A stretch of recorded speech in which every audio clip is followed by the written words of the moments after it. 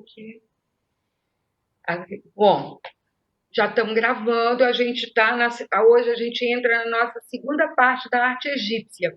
A gente viu as pirâmides e nós vimos a pintura. Só relembrando para vocês que a pintura, uma das características mais importantes é o quê? A lei da frontalidade, tá?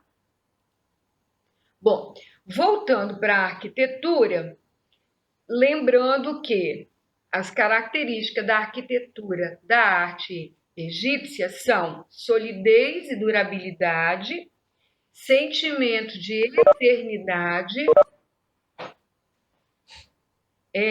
aspecto misterioso e impenetrável. Aí essa imagem que vocês estão vendo aí é o templo de Nefertiti. Nefertiti foi uma das rainhas mais bonitas do Egito. Eu diria para vocês que é a primeira, porque Cleópatra vem depois dela.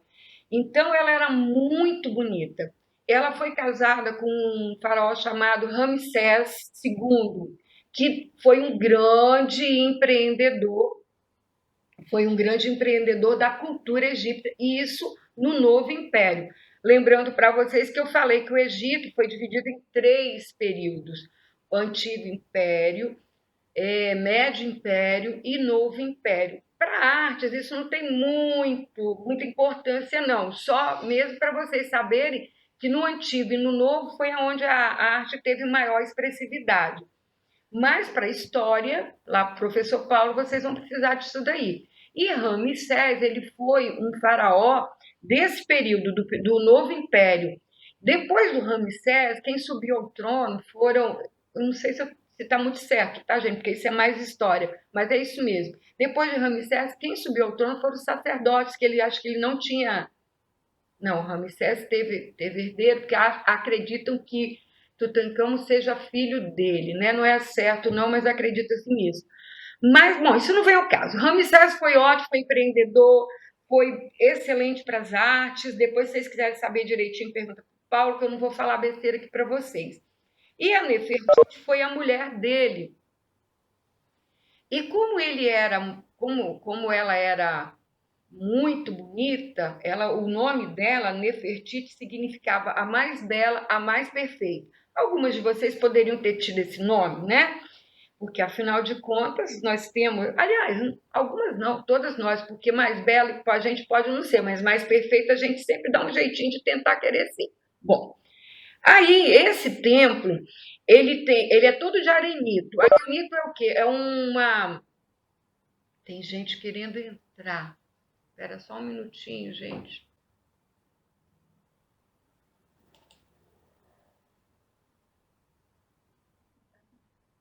Tá aberto? Só um minuto, tá? Só que eu perco meu fio da minha meada. Então, tudo bem. Aí, esse bloco, essa parede aí, lá no Egito, como aquilo lá tudo é muito deserto, é quase tudo de calcário de arenito.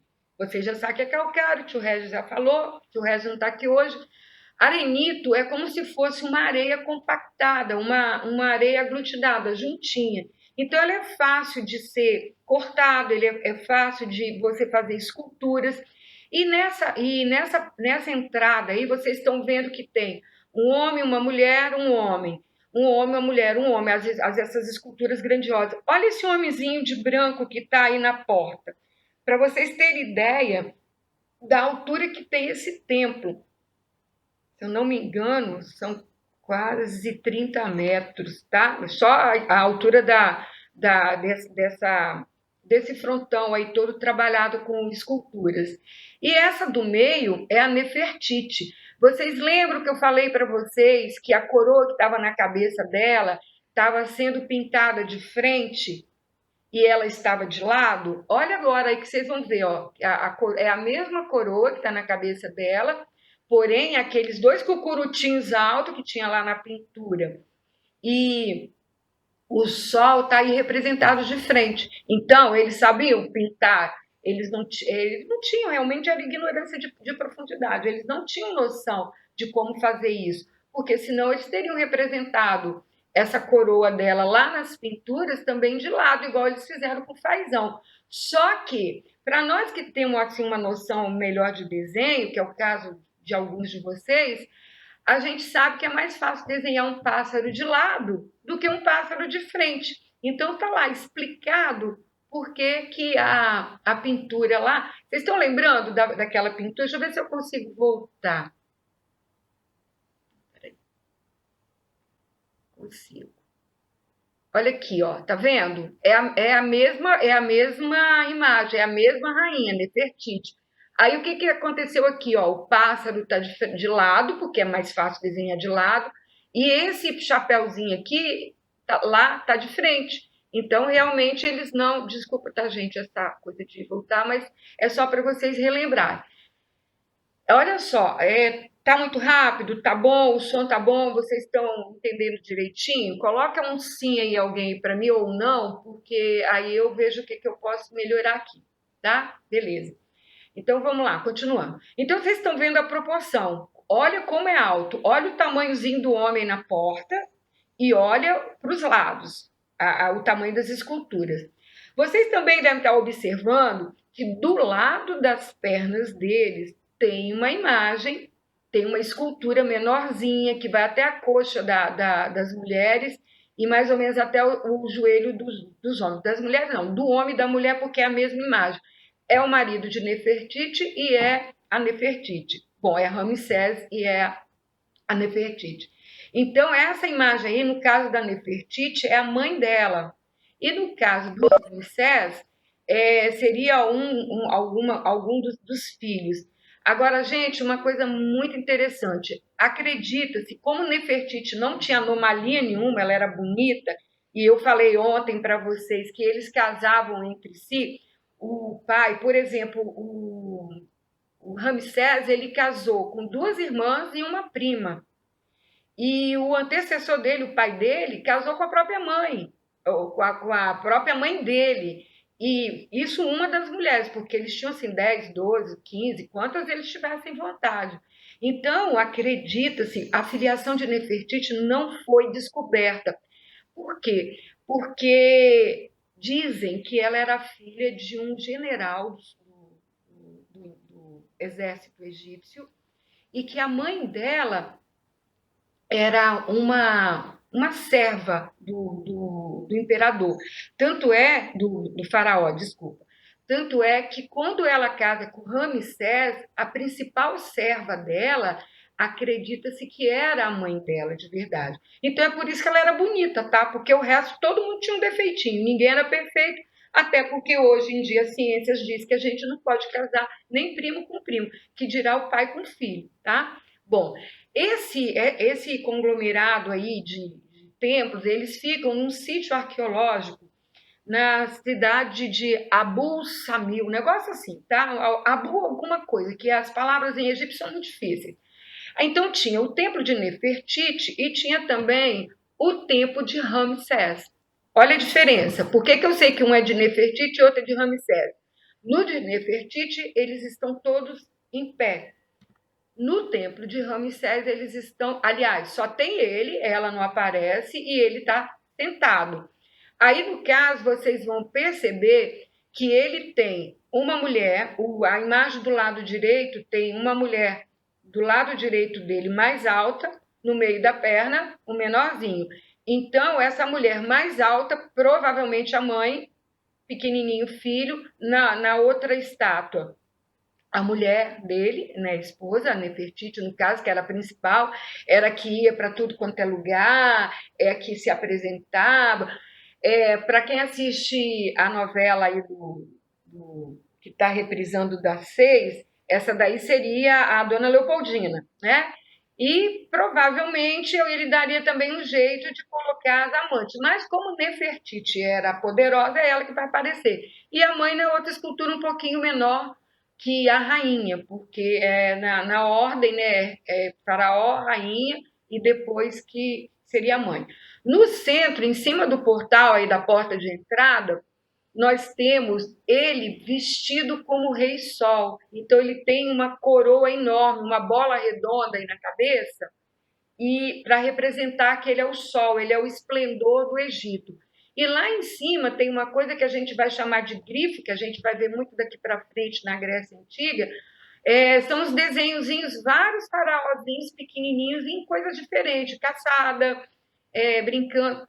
Professora, eu vi uma vez, não sei se é verdade, que quando o faraó morre, automaticamente a mulher dele também tem que morrer com ele. Isso é verdade? Não. Isso não é verdade, não. Até porque, em alguns casos, ela assume o poder, tá? Agora, gente, é muito difícil a gente ver, assim, a gente saber o que é verdade, porque umas pessoas, uns historiadores falam umas coisas e outros falam outras. Então, por exemplo, Tutankhamon se escreve de vários jeitos, Nefertiti se escreve às vezes com R no final em vez de T, com E. Eu tive até uma briga com a minha filha, porque ela falou que eu tinha escrito errado. Eu falei assim, não, em alguns livros está escrito desse jeito. Então, a gente tem que aceitar das duas formas. Mas isso daí, Caroline, de que a mulher tem que morrer junto, não, não é verdade. Até porque ele tem mais de uma. Ele tem, acho que quem teve menos teve 6 esposas, então é impossível. E a Nefertiti, por exemplo, ela assume o poder do Egito, até um filho dela assumir esse poder novamente. Então, isso daí vamos considerar que não é verdade, tá? Bom, muitos turistas, uma imagem dele completamente acabada, e aí, gente, a gente não consegue encontrar o interior desses templos. Primeiro, que provavelmente não se pode filmar ou fotografar, e a gente consegue muita imagem através de imagens de turistas, e eu só consegui uma imagem oficial do interior que eu não pude copiar, porque precisava de licença, essas coisas assim. Mas eu vou falar para vocês como é que é aí dentro do que eu vi da imagem. É um retângulo muito grande, parede, parede, parede. Oi? Era só printar. Minha filha está falando que era só printar, não sabia, tá, gente? Da próxima. E, então é um retângulo grandão, com 4 colunas de um lado, 4 colunas do outro, imagens do faraó em 4 cantos desse retângulo e desenhos de papiros. Falar em papiro, meu marido não quis escrever em papiros, em hieroglifos para vocês. Imagens de, eu falei papiro, está errado, gente. A coluna que tinha em cima a flor de lótus ou a folha do papyrus, tá? Então, o capitel, que a gente vai aprender isso na arte romana, que é a parte de cima da coluna, ela era em forma ou de lótus, que é uma florzinha comum no Egito, que é fechadinha, ou a folha de papyrus, que é abertinha assim. Acho que a gente vai ver mais para frente, eu falo nisso. E na parede eu errei, não é papiro, é hieroglifos, o meu marido não quis escrever hieroglifos, e ficou com vergonha. E aí conta toda a história de Ramsés na parede. Então, no interior do templo aí, tá? No interior do templo de Ramsés. Deixa eu falar devagar para eu não me atrapalhar e não atrapalhar vocês. Aí, uma coisa muito legal que tem nessa história desses 2 templos, o de Nefertiti e o de Ramsés, é o que eu vou contar agora para vocês. Vocês estão vendo que no templo da Nefertiti a gente vê um monte de listra lá em cima na pedra. Estão percebendo? Em cima de onde estão as esculturas tem um monte de listras. O que são essas listras? Mais ou menos em 1960 do século XX, um ano depois que eu nasci, isso tudo eu falo essas coisas para vocês gravarem, tá? Gravarem a história. O governo do Egito resolveu que ele ia fazer uma represa. E essa represa, quando ela estivesse pronta daí a 10 anos, ela ia inundar todo esse vale aí dessa cidade de Abu alguma coisa. E o nome dessa represa seria a represa de Assuã. E daí a 10 anos ela ficaria pronta e ia inundar tudo isso daí. Além desses 2 templos, nesse sítio arqueológico, tinha um monte de outras coisas legais. Tinha um esfinge, tinha um obelisco, tinha algumas pequenas pirâmides. Aí, o que aconteceu? A Unesco, que vocês sabem o que é a Unesco, né? O que a Unesco vai fazer? Ela vai tentar fazer com que os governos do mundo inteiro façam uma vaquinha, ela fez uma campanha para que todo mundo doasse dinheiro que como isso daí era de arenito, seria possível remover esses templos para um outro local. Gente, aí quando foi em 1964, isso foi em 1960, começou a represa. Em 1964, a Unesco fez essa campanha. Com menos de 2 anos, ela já tinha mais de 20 milhões de dólares na conta. Quando foi em mais ou menos 1965, eles começaram a tirar, a cortar esses blocos. Eles iam cortando em blocos, graças aos japoneses e aos americanos, que a tecnologia era toda desses dois países. E a Unesco conseguiu arrecadar 40 milhões de dólares. E com isso daí ela conseguiu tirar o templo de Ramsés de Nefertiti e levar mais ou menos para uma altura em outro lugar, né, um pouco mais longe daí, acho que mais ou menos a 5 quilômetros da represa de Assuã, e eles conseguiram elevar isso daí para uma altura de 61 metros acima do nível da represa. Então, mesmo que chova muito, que vai ser meio difícil, né, no deserto, a represa não vai mais chegar nem perto do túnel. Agora, gente, imagina, eu lembro, em 1970, eu já era grandinha, né, já estava quase na faculdade, não que eu seja velha, vocês sabem disso, né? Mas eu lembro de todo o aparato que foi feito, mostrava nos telejornais, e foi assim, foi uma coisa realmente faraônica. Era aqueles blocos enormes de mais de 5 toneladas, sendo tirada por guindaste, colocando em cima de caminhões e levado para outros lugares. Entendido? Isso daí, represa de Assuã, dinheiro da Unesco e locomoção desses dois templos, por isso que eles existem até os dias de hoje, tá? Então, Ramsés, faraó empreendedor, lembrem disso, porque eu posso perguntar isso no exercício, tá? Novo Império, faraó empreendedor, casada com Nefertiti. Aí nós vamos para o templo de Luxor. Luxor é uma das cidades do Egito. Só restou isso daí. Aí atrás, vocês vão ver as colunas com um capitel, que é essa parte de cima que está sustentando essa viga. Isso daí são folhas de papiro. A folha de papiro, ela é abertinha assim, tá? E provavelmente esse faraó que está aí pode ser que seja Ramsés, em função do empreendedorismo dele. Esse templo ele é bem grande, mas as imagens sempre mostram isso porque ele está todo em ruínas. E observe no canto esquerdo os hieroglifos. Por que eles conseguem fazer essas imagens aí nessas paredes? Porque essa parede é porosa, ela é molinha, é como se fosse a pedra de sabão. Quem conhece a pedra de sabão sabe que se pegar a unha e riscar, fica a marca ali. Então, o arenito é mais ou menos com a mesma porosidade da pedra de sabão. E aí, provavelmente, contando algum feito do povo Egito, algum feito do faraó. Então, o nome disso daí são hieroglifos, porém é um baixo relevo. Por quê? Porque ele foi esculpido para dentro da pedra. A escultura que vocês estão vendo é uma escultura tridimensional. O que é isso? Você pode rodar dessa escultura de frente, de lado e de trás. Só que isso só vai acontecer nos grandes... Eu sou obrigada a mostrar isso para vocês, gente. Ó, é meu marido, olha só.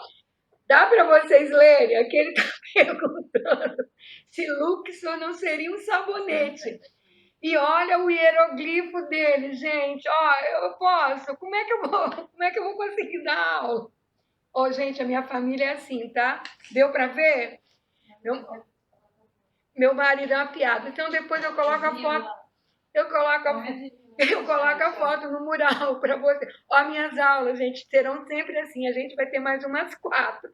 E é assim, tá? A família dentro de casa da nisso. Luxor não é um sabonete, mas Lux tá? Vocês nunca mais vão esquecer disso, tá, gente? Bom, então depois desse palhaço, vocês viram, né? Hieroglifo puro. Imagina eu dentro do supermercado tentando ler a lista de compras que ele me dá. Toda hora eu tenho que ligar e fazer, Pelo amor de Deus, o Ero é o quê? Aí ele vira para mim, mas você não está vendo que o Ero é queijo? Aí, conclusão. Bom, voltando para Luxor, vamos lá, voltando para o Egito. O templo de Luxor é muito grande, provavelmente do faraó Ramsés tem o dedinho aí, talvez não, mas ele deixou os faraós que antecederam eles também eram bastante empreendedores. Bom, vamos lá. Aqui é o templo de Karnak. O templo de Karnak, vocês não conseguem ver direito o capitel. Gente, lembrando, o capitel é a parte de cima da coluna, é o que vai sustentar o teto, o telhado. Esse daqui já é diferente do outro, ó, ele é fechadinho. Esse fechadinho significa que é a flor de lótus, tá? A flor de lótus parece com uma tulipa. Ela é assim fechadinha, tem 4 pétalas. Voltando aqui, ó, esse daqui, você pode ver que ele está abertinho. Então, seria a folha do papiro. Também um faraó sentado, não sei falar para vocês qual faraó é esse. As colunas, se vocês observarem, ela tinha uma capinha, e essa capinha aí também tem hieroglifos, só que algumas partes já estão deterioradas. Do lado dessas colunas deveria ter imagens imensas. A palavra faraônica, ela vem exatamente dessa coisa da grandiosidade das esculturas dos faraós, tá? Lembrei disso porque eu uso muito esse termo. Nossa, essa é uma obra faraônica, então, porque é uma obra grande, de grande proporção. Então, lembra disso daí. Obra faraônica, grande proporção, esculturas e monumentos no Egito grandiosos. E aí tem as pernas, né? A gente vê as pernas, e lá no fundo a gente vê mais 2 do lado direito e mais para o centro, 2 esculturas também que deveriam ser faraônicas, né? Imagina, eu aí do lado eu devo bater no joelho dessa perna aí, assim mesmo, se eu subir em cima desse pedestalzinho. Bom, passando para frente, necrópolis da cidade de Tebas. Escreva aí para mim alguém se sabe o que é necrópolis. Vocês sabem o que é uma necrópolis? Depois a gente vai estudar mais para frente outra aula que é acrópole. Agora eu quero saber o que é necrópolis. Necrópolis vem do grego. Vamos lá, escreve para mim, Ana Carolina. Chuta. Acertar eu pego aqui.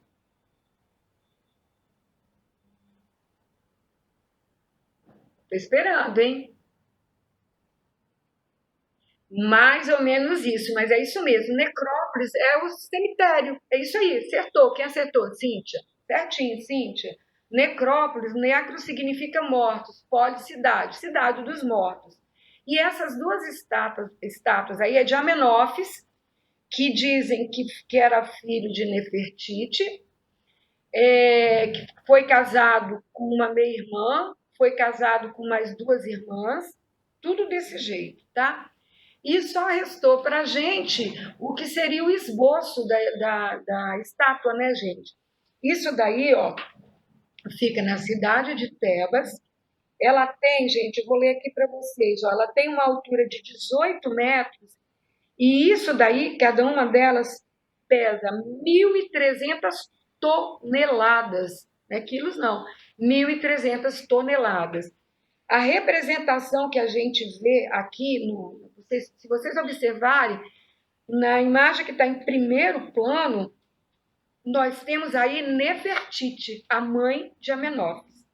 Então, provavelmente ela também está na outra estatueta, na estátua do outro lado, e ele vai fazer o quê? É ele que vai abrir o caminho para todos os mortos. Ele ainda não morreu, mas ele está ali grandioso, imponente, faraônico, tá? Para mostrar a entrada do cemitério.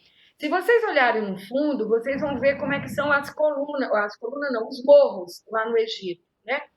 E eles são esbranquiçados, por isso que é arenito, tá? E por isso que é fácil locomover, por isso que é fácil tá escrevendo nisso daí.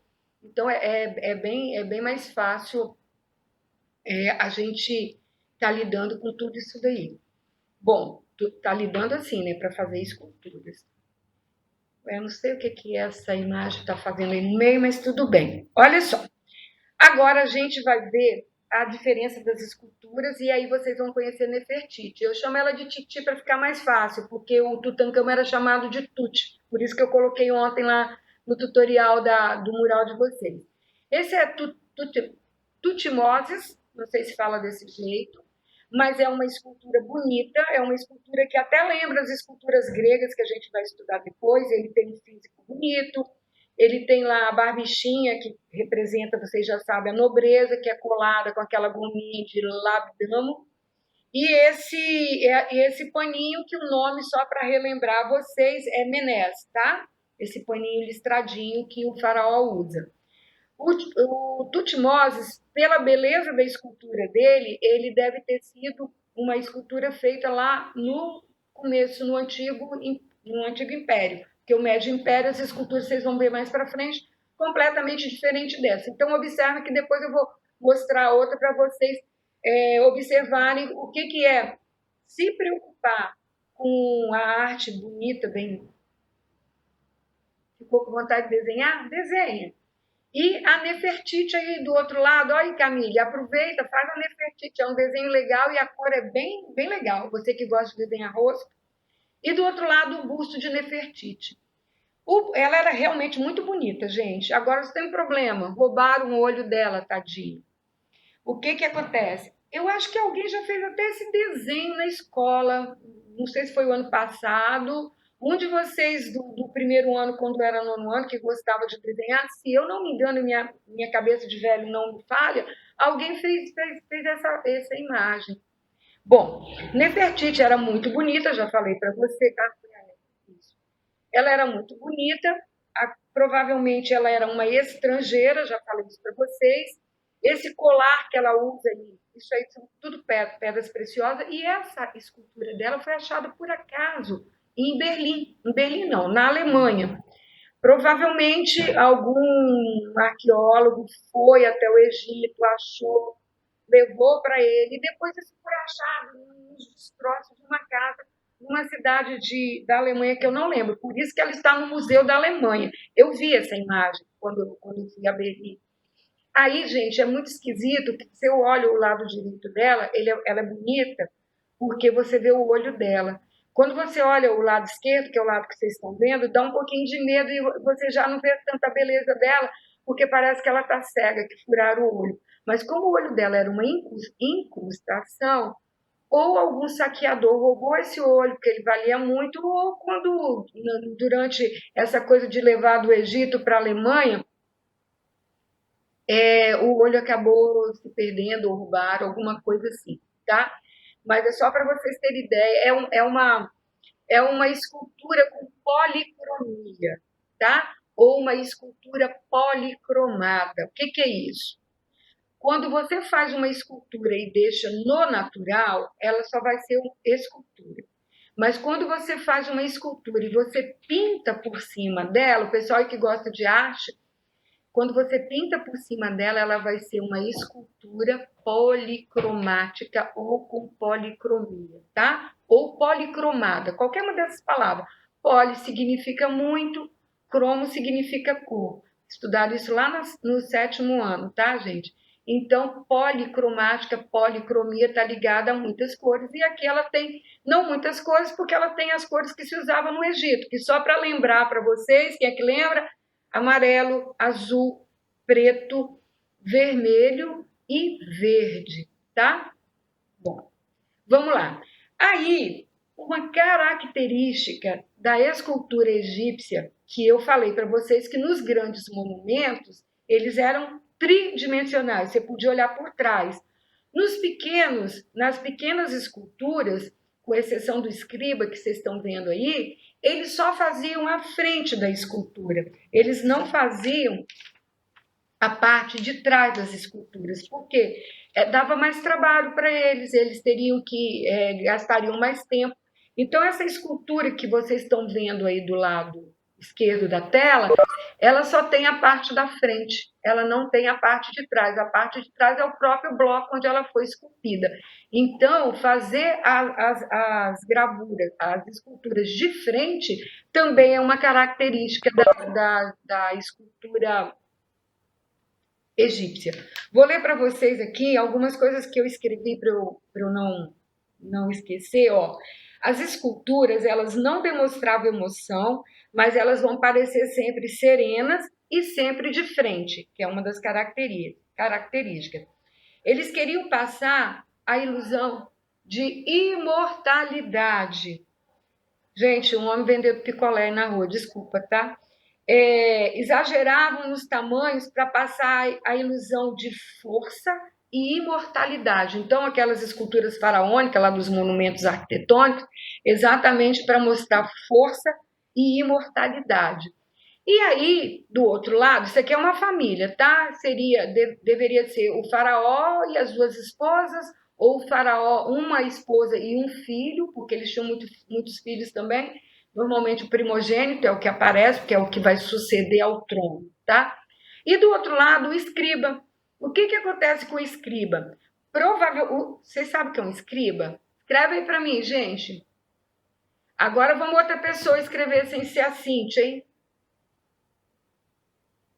Cuida da administração? Não. Olha pra... Seria a pessoa que escreve os marcos. Isso, João! Parabéns. Um pontinho ali na minha pauta para você. A Cíntia também já ganhou, os de ontem também já ganharam. Exatamente. O escriba era quem escrevia, porque alguns faraós, eles não sabiam escrever. A Nefertiti, além de ser muito culto e bonito, também escrevia a administração de tudo, claro, mas você tinha que ter escrito lá que ele era quem escrevia, era o que sabia ler e escrever. Bom, a Nefertiti, além de culta, bonita, ela sabia ler e escrever e falava perfeitamente a fala egípcia, que era o tal do. Sabia falar e escrever o hieroglifos, tá? Que era a escrita sagrada. Então, o escriba é quem vai estar ali, ó, anotando tudo para depois colocar no papiro, para depois colocar no rolo e transformar num pergaminho e colocar lá na biblioteca. Esse camarada aí, alguns estudiosos e alguns historiadores achavam que ele poderia ser um príncipe, um faraó, ou um futuro faraó, ou príncipe, aprendendo a escrever. Mas depois chegou-se à conclusão, pela forma que ele está sentado, pela forma como que essa prancheta está no colo dele, e a atenção que ele presta, olha como que ele olha para a pessoa que está falando. Então, ele é muito observador. Então, chegaram-se à conclusão de que realmente é um escriba. E essa escultura aí, escreve aí alguém para mim, é uma escultura o quê, já que ela tem tinta? Estou esperando. Pode falar também, abre o microfone, quem tem microfone, e fala. Isso, uma Leandro, parabéns, Lele. Deixa seu cabelo crescer, por favor. Então, ela é uma escultura policromática, exatamente, porque ela tem cor. E aí, agora, gente, olha os olhos do escriba. Gente, olha a minha sobrancelha, tá igual do escriba, tá? Eu fiz uma tatuagem. Isso é fofoca. Bom, olha só. Os olhos do escriba, olha como que é um olho atento, mas isso daí provavelmente são pedras semi-preciosas. Ou seja, o meio é uma pedra chamada ônix, que é preta, e a branquinha do lado eu não sei como é o nome, Regis não está aqui para falar. Mas vocês estão observando que mesmo os homens no Egito, eles pintavam o olho? E a gente usa esse lápis até hoje, é o tal do cajal, gente. Eles pegavam o pó do carvão, gente, já são 9h30, é isso? Acho que minha aula já está acabando. Eles pegavam o pó do carvão e eles pegavam... Não, ainda tem tempo. Eles pegavam, amassavam o carvão, derretia a cera, fazia esse lápis de olho que a gente usa até hoje. Por sinal, o cajal é o lápis de olho que eu, por exemplo, mais gosto, que ele é o mais molinho, tá? Mas olha só como que ele fixa o olhar na pessoa que está falando para ele. E para vocês verem que é muito natural. Vamos adiantar. Outra escultura que, na realidade, é uma escultura que a gente chama de monumento, porque ela está Lá atrás a gente vê também a flor de lótus, olha lá, o capitel da coluna que está lá atrás, perto da palmeira, também é fechadinho. E no meio da perna dele, provavelmente, a mãe ou a esposa. Acredito eu que nesse caso seja a esposa. E lembro da endogamia que eu falei para vocês? Endogamia quando casa parentes. Olha aí como é que eram os pobrezinhos. Saiu um filho de um faraó, gente. Tudo bem que é tudo de ouro. Olha o tamanho da orelha. Olha o olho. Olha a cabeça. Não parece um ET? Porque isso, as anomalias de casamento entre parentes, tá? Isso tá aí só para ilustrar. Aí, olha só. Olha como que essa escultura é rígida. É uma escultura dura. Diferente da escultura do Tutmoses. Então, qual foi feito primeiro? A gente não sabe porque no meio tem o Médio Império, mas provavelmente, aliás, desculpa, gente, volta, deleta, o Antigo Império, do outro lado, Novo Império, esculturas perfeitas. Aí a gente vai lá e olha isso aí, do Médio Império, como que a categoria baixou. Não é porque os escultores eram menos aprimorados, não. É porque, na realidade, o que vai acontecer, eles não têm tanto apoio como os outros tiveram, tá? Bom, e isso daqui é um baixo relevo também, porque isso aí está na parede, e os baixos, aliás, desculpa, baixo relevo quando é para dentro. Deleta de novo, gente. Baixo relevo é aquele que eu mostrei, vamos voltar lá, porque eu fiz confusão, a cabecinha de vocês. Baixo relevo, a parede, se esculpe para dentro da parede, tá? Então, o hierogrifo vai ficar para dentro.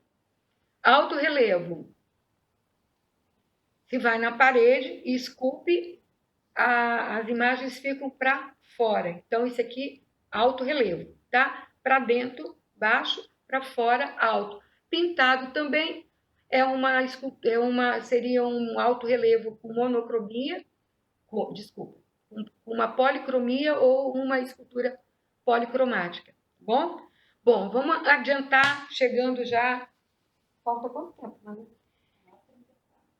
Aí, este é Tutankhamon. A princípio, a gente olha para ele, ele parece uma moça, não é? Parece que é uma moça com um cocorote na cabeça, um coquinho na cabeça. Não, gente, a anomalia dele, porque ele era filho do.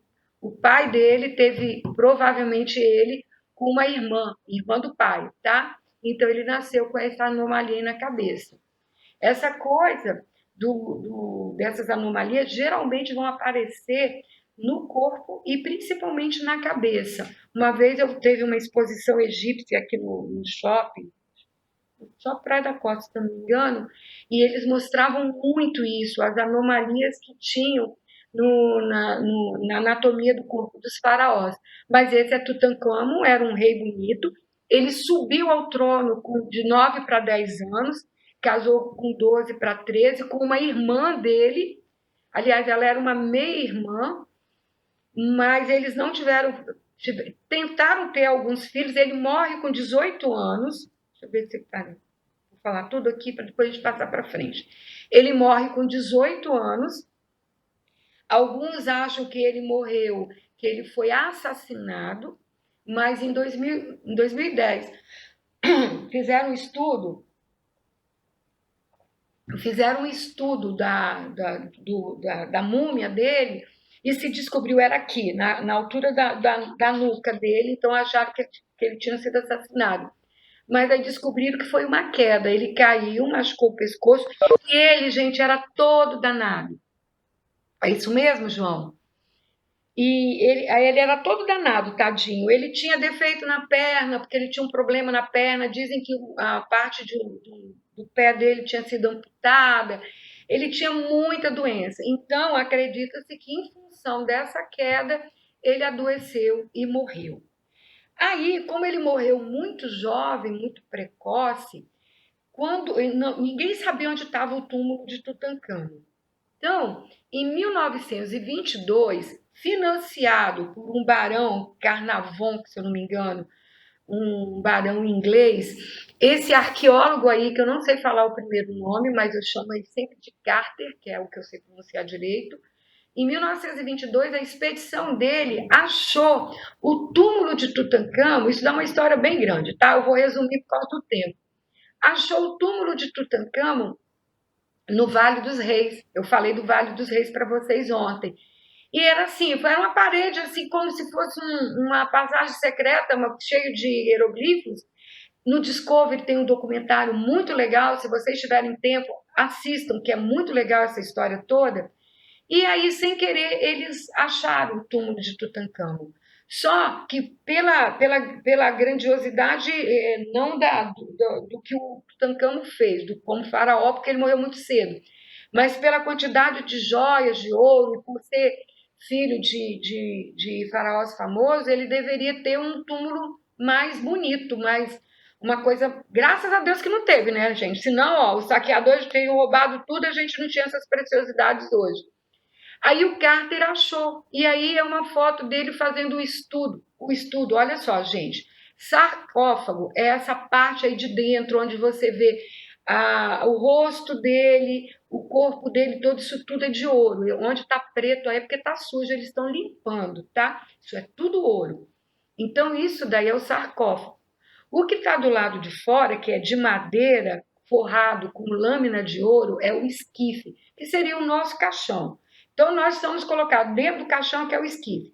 E depois vem o nosso corpo, que seria a múmia. Então, falta entre o caixão e o nosso corpo o sarcófago, tá? Que é para preservar a múmia.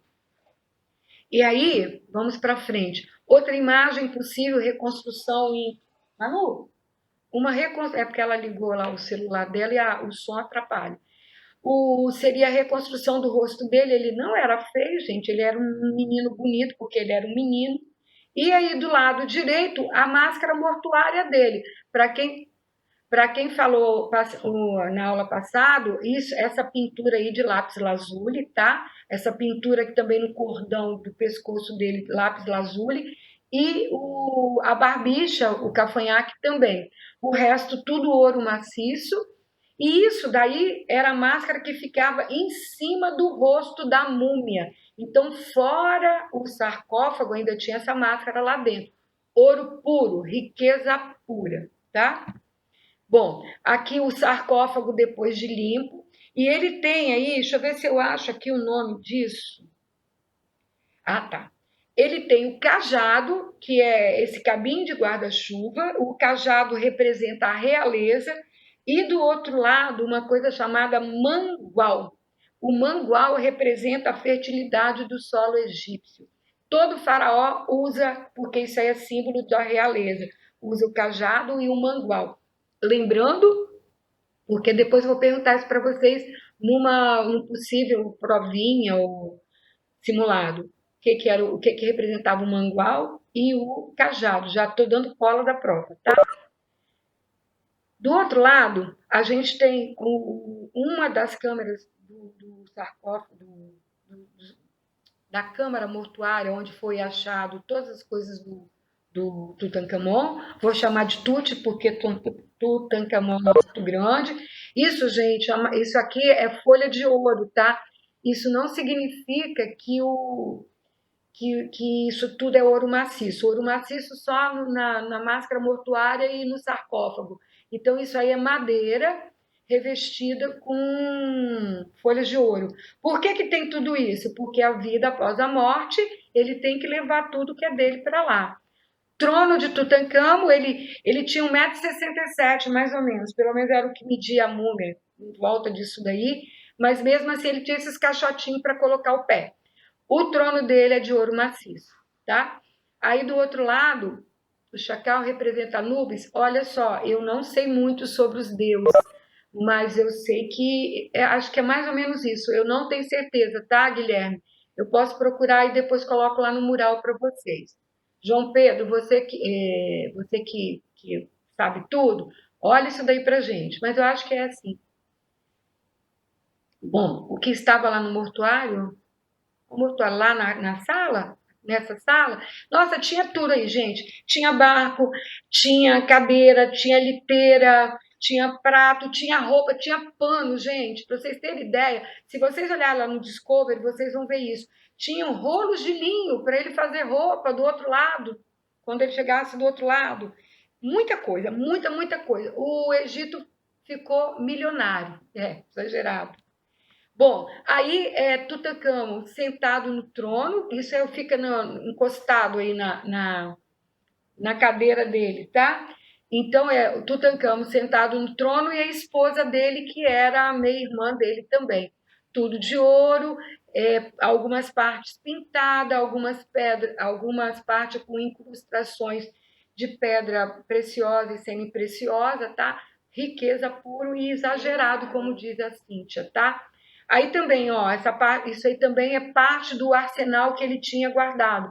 Ele tem lá no fundo, ó, vocês estão vendo, é uma imagem dele, que eu falei para vocês que aí também tinham miniaturas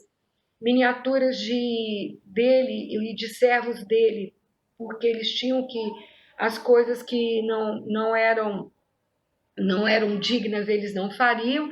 E do lado esquerdo aqui o trono dele. Eu não sei o que é. Ah, tá. Tá vendo esse cachorro grandão aí? Rubem, encosta a porta aqui, por favor. Essa coisa grandona aí é uma liteira. O que é a liteira? É o que as rainhas aqui no Brasil, as imperatrizes usavam. É uma cadeira para você não se cansar, você senta aí em cima e os escravos te carregam, tá? Então, tudo isso daí é mobília que ele ia precisar do outro lado do Nilo. E aí, gente, o sarcófago dele, depois de todo limpinho, todo arrumadinho, dentro do Museu do Cairo. Está fechado com vidro para poder. Lá é muito quente e também o calor da gente não estragar nada. E isso vai acontecer na múmia. Então, o que vai acontecer? A gente está acabando, tá? Esse é o meu último slide. Isso é uma réplica porque a múmia de verdade, você pode até ver, mas tem que entrar um por um, não pode entrar muita gente, e ela está dentro de uma redoma de vidro também. Mas isso é só para vocês terem ideia de como é a múmia do Tutancâmon. E aí agora eu vou contar a fofoca. Gente, a múmia, primeiro para se fazer a mumificação, não sei se Paulo falou para vocês, mas eu vou falar rapidinho, porque vocês têm outra aula depois da minha. Eles puxam pelo nariz, com aquele fósseis que eu falei para vocês que se usa até hoje, todo o cérebro da múmia e colocam numa ânfora, no vaso, com ungüentos, com sais aromáticos e tal. E puxam pelo nariz, corta aqui, puxa tudo pelo nariz. Abrem o peito, do peito até a virilha, mais ou menos, e tiram tudo e colocam separado, porque não pode misturar as vísceras com o cérebro, claro. Em uma outra ânfora, um outro vaso, também com sais, ungüentos, e o faraó tem que levar isso para o outro lado, porque ele precisa disso do outro lado. Depois costuram, colocam no tanque, que agora era a hora que o Regis ia falar para vocês, num tanque de nitrato de potássio, que é como se fosse o formol de hoje, para ele ficar todo sequinho, durinho. O Regis falou para mim que o potássio ele desidrata a gente. Então, a função do potássio é tirar a água do corpo para poder isso aí permanecer. Gente, Tutancâmon, 2000, 1500 antes de Cristo, tá? O homem insiste em vender picolé para nós. E aí, o que vai acontecer? Depois que ele fica 40 dias nesse tanque, tiram ele daí, envolvem ele todinho nessa bandagem que é de linho, e aí coloca aquela máscara mortuária para ele não ficar muito feio e coloca no sarcófago. Olha o pé dele lá embaixo, sandália toda de ouro. Lá no Discovery aparece a sandália, deve ser um peso danado, deve pesar uns 2 quilos cada uma, para andar, né? Só mesmo para virar múmia. Bom, gente, aí, agora é a fofocona que eu queria fazer para vocês. O Tuti foi embalsamado com o pênis na vertical. Não me perguntem por quê. Alguns fofoqueiros disseram que porque ele tinha um pênis muito pequeno, de qualquer forma ele ia ficar na vertical. Era por isso que alguns acham que ele não tinha filho. Mas aí vem a fofoca maior. Quando eles desenrolaram ele para fazer os estudos, o engraçadinho foi lá e cortou o pênis do pobre do Tuti fora. Então ficou uma múmia despenizada. Aí a confusão, o que fizeram, quem fez, quem não foi, pererê, pererê. uma mensagem anônima falando onde é que estava o pobre do pênis do Tuti, e aí foram lá, realmente estava enterrado em um lugar, e voltaram com ele, colaram e colocaram aí de novo, mas esse diabo dessa mão aí na frente não deixa a gente ver a parte lombar aí da múmia. Mas isso tudo é para fazer uma graça para vocês. E com isso daí a gente encerra a aula de hoje da gente. Alguma pergunta? Entenderam tudo?